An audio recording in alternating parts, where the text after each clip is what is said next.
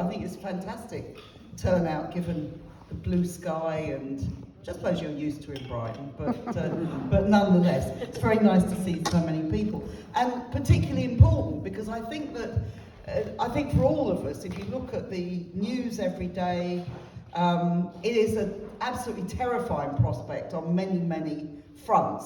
Perhaps the most dangerous time, we always say since the Second World War, but I think what Trump is doing as well is sort of throwing society back in a way towards before the Second World War, with the protective tariffs, with the very serious threat of world recession as a result of the events of the last few days, and of course the growing prospect of war and massive arms race that is going on around the world. Now, just to and the problem I think we've got lots of problems obviously with all those things, but of course we're faced with an American president who, well, let's not go into what we think of Donald Trump. I don't suppose there's much disagreement here about that, but who is very dangerous in terms of what he's doing, and obviously it's not just the economic policies, the social policies, the attacks on trade unions, on a whole range of other people, on women's rights, on LGBT rights, the horrific deportations and scapegoating of refugees and migrants and so on. There's a very long list. But I think also when we look in Britain, and obviously for us, we've always said in Stop the War that the main focus for us is always what the British government is doing, very closely aligned to the Americans, of course.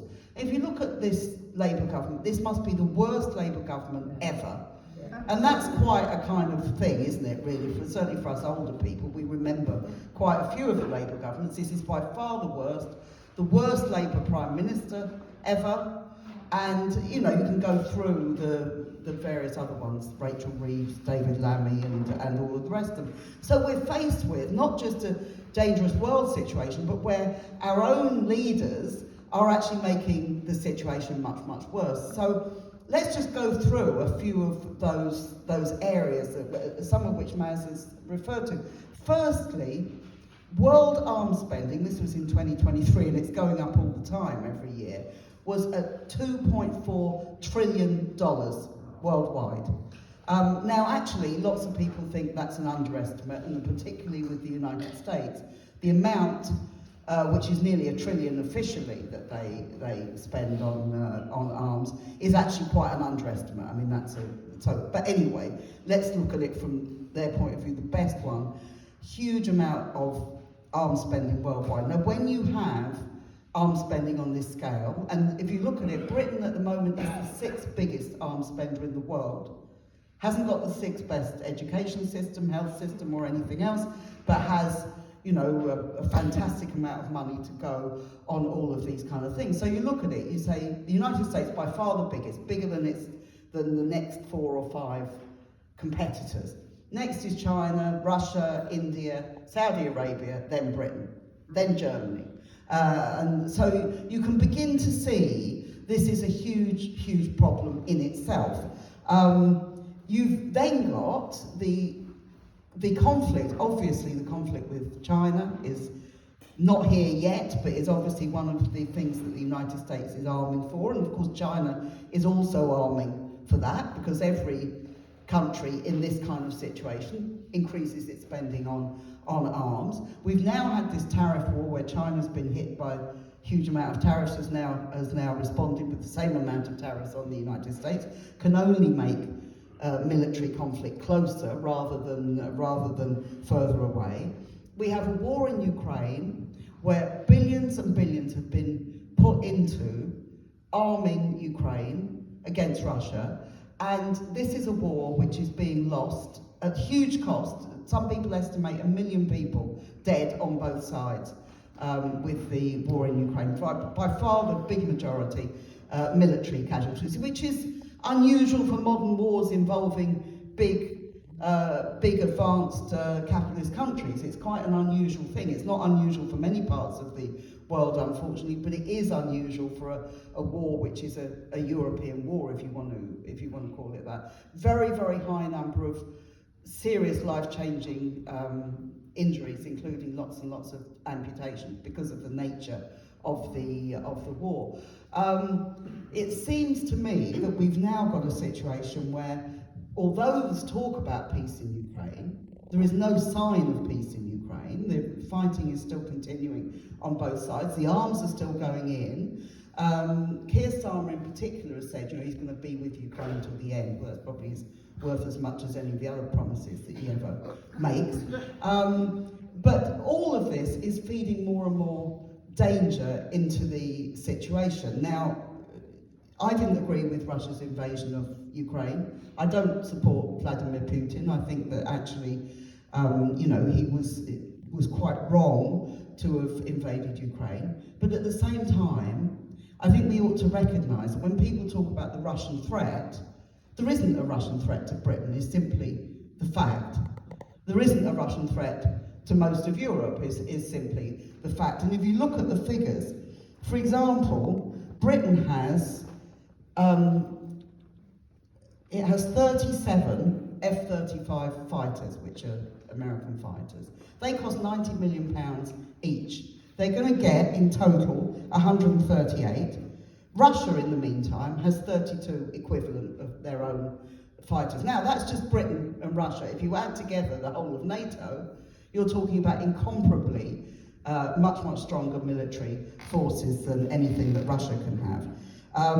If you look at the figures that SIPRI, one of the main the Swedish organisation that assesses arms spending. Again, some people think they underestimate these. They think that Russia spends $109 billion a year on arms, whereas the UK spends $75 billion. So again, even if you're just comparing Britain, leave out France, Germany, leave out all these other countries that are comparable, there really isn't an equivalence here. Russia has an economy around the size of Spain, the same size economy. It is not, there is simply no equivalence when you look at the differences here. So I think we have to be very, very sceptical about this idea of the Russian threat. And of course, it's always the case with any country that when they talk about increasing defence spending, then they're talking about people, they find people who are the enemy. In this case, Russia, China, who only a few years ago David Cameron was advocating much closer links with, actually, as they were with Putin until a very few years ago, and of course Iran, which in my opinion, if you look at the other things that are going on, is likely, we are likely to see American bombing of Iran in not too distant future. So we have that situation in Ukraine. We have the Middle East, which has been referred to, where you've got this horrific situation in Gaza. And it's almost become kind of normalised, hasn't it? That you've got this, 15 aid workers just executed in the, absolutely a war crime. There could be no doubt, surely, in anybody's mind that that is a war crime. And yet almost, it's covered in the British press, but there's none of the outrage. I noticed when the government of Myanmar prevented journalists, Western journalists, going in to investigate the aftermath of the earthquake. The BBC had loads on this. This dictatorial government won't let people in to report on what's actually going on. You don't get that but Israel has not allowed Western journalists into Gaza for practically the whole of the last 18 months.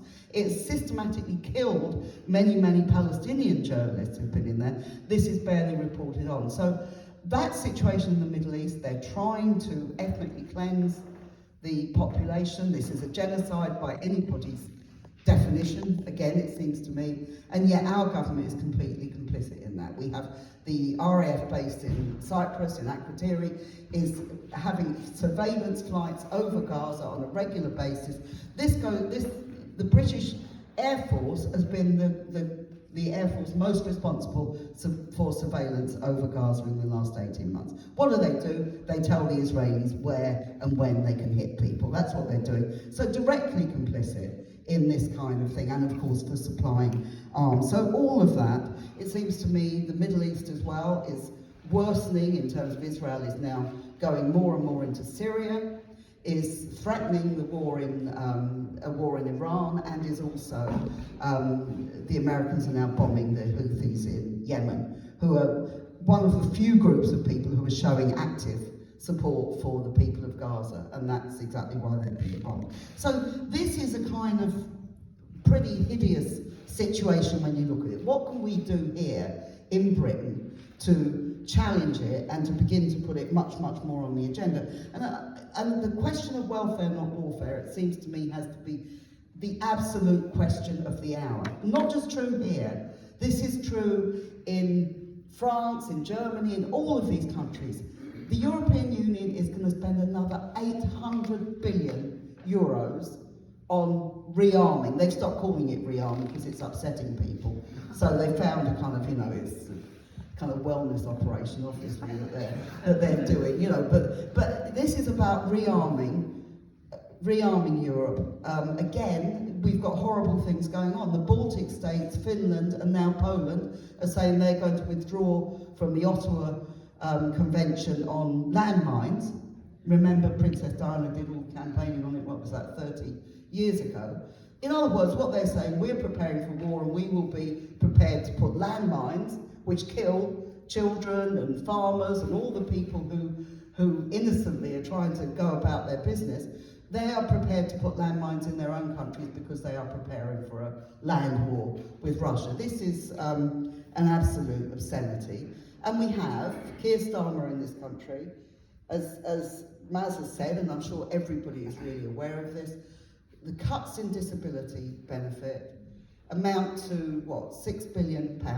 That was the cost of 2 aircraft carriers that were built really for prestige of the British Navy and the British government in a post-imperial world. They break down so often that they can't even get past the Isle of Wight half of the time.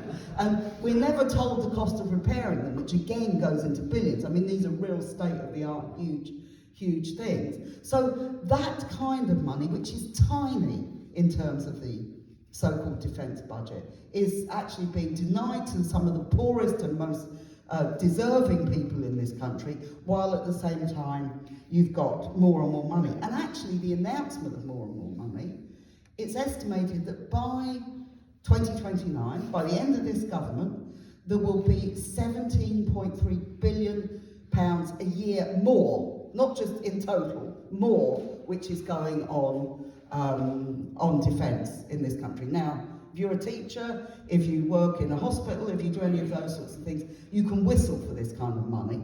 You would never see this kind of money to help children, to help the sick, to help any of those, but that's what we're getting. So what can we do about all of this? Well, it seems to me, firstly, that we have to maintain the work around Palestine. We've had a fantastic Palestine movement, and incidentally, this is a movement which is being increasingly repressed by the government and by the police. I mean, I was called in for questioning under caution for trying to have a delegation to the BBC on January the 18th. 2 of our people, Chris Nyman, who's our chief steward, and Ben Jamal, who's the director of PSC, have actually been charged and will be in court in July, charged with breach of the Public Order Act. This is what they questioned me about for an hour and a half, and got a statement from me and then a lot of no comment. But there's been, I think now, 13 of us who've now been either charged or threatened with charges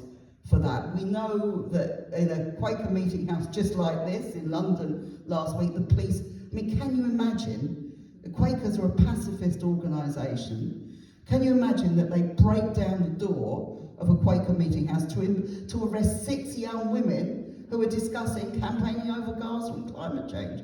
I mean, what goes, and this is at the same time as the government is putting a law through Parliament to protect the right to religious worship and to stop demonstrations outside synagogues, which is their latest thing, with the implication, obviously, that our demonstrations are anti-Jewish or in some way are discriminating against synagogues. So we have a huge problem here, all these kind of things. What can we do? Well, firstly, we have to organise, and we have to keep organising. And it's very difficult. I mean, we've had 18 months now of the Palestine campaign, and people, everybody, I think, obviously the Palestinians themselves, you feel it's a desperate situation. What can be done? Well, what can be done is that we keep doing everything that we've been doing and try and do more. Try and take it even more into the trade unions, have even more demonstrations, have the sort of direct action that people have been organising, and have, I know there's activity today around the country about boycott. Next Saturday, we're calling for everybody to have some kind of demonstration in every town and city, which I'm sure, knowing what Brighton is like, I'm sure you've already organised that and it's well underway and will be very successful. But these are all really important things that we have to do. And all the time we have to keep rejecting the whole analysis that there is something anti-Semitic about what we're doing. We have to reject the analysis that we should be curtailed in any way from what we're doing. We should reject the analysis that children in schools aren't allowed to discuss this, aren't allowed to wear badges, or that in universities, where we're all supposed to be adults, that this is something that isn't allowed to be spoken about in many, many circumstances, and where students are advised all the time, don't raise this because it's controversial and it's difficult. These are things that we have to do. So we have to be on the streets, and there's two very important dates, it seems to me. One is the 17th of May, which is the Nakba demonstration in London, the anniversary of the Nakba of 1948, which is obviously a key date for us. And on June the 7th, there's going to be a big demonstration against austerity 2.0, but particularly we will be stressing welfare, not warfare, which is one of the main slogans on it, and we're working with disability groups and everybody else to get as many people on the streets on that day to make sure it's successful. And also there's trade union, we've got to get resolutions through opposing the increase in arms spending, opposing what's happening in Gaza, all these different kind of things, and support for Stop the War and PSC. I think we need to do street stalls every week if we can get people to do them. I know it's difficult with all the other things that are going on, but what I find is it's interesting, there was a poll last week of Labour members. Only 11% of them thought there should be an increase in defence spending.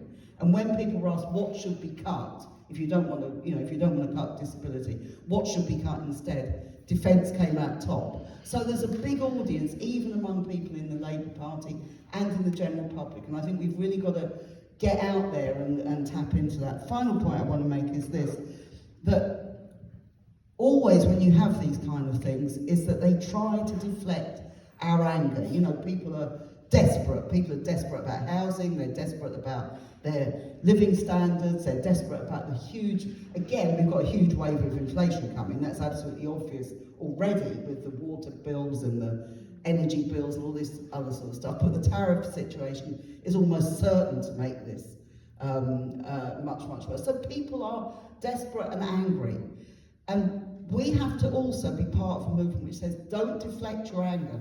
Don't blame it on Russian people. Don't blame it on American people, come to that, what Trump does. They're hurting as much as anybody else. And they believe Trump would do something for them, but they're finding out very quickly that he's not going to do very much. And don't deflect it onto migrants and to people of different colours and all the other things that they try and say, you know, we've got to, if only they didn't get houses, you'll get a house. That's a lie. And the defence spending shows what a lie it is. We spend as much on defence, if not more, than on the whole of the school's budget in this country. What a sick society that is. So let's fight on all kind of these things. Let's organise, let's do all these things, and let's stick together, show solidarity with one another, and let's fight for a world without war. Thanks.